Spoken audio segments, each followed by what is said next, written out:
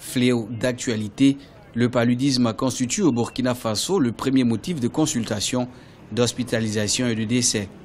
Malgré les efforts consentis, 21,84% des cas de décès dans les formations sanitaires sont dus aux parasites du genre Plasmodium, selon l'annuaire statistique 2016 du ministère de la Santé. Pour en finir définitivement avec cette problématique majeure de santé publique, d'importants moyens financiers et communicationnels ont été fournis par le gouvernement afin de permettre aux populations de mieux cerner les risques liés à cette endémie.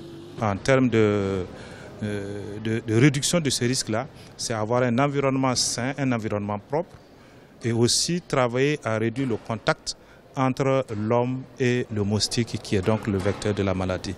Parmi les personnes les plus exposées à l'infection, les femmes enceintes et les enfants de moins de 5 ans. Investir dans le paludisme a permis l'élaboration d'outils visant une meilleure prévention de la maladie.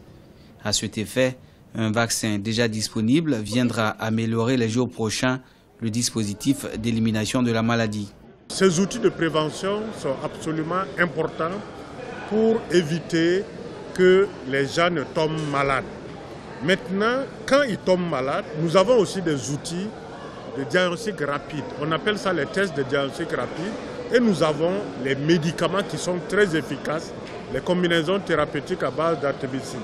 Avec l'ensemble de ces outils, nous sommes capables d'éliminer le paludisme.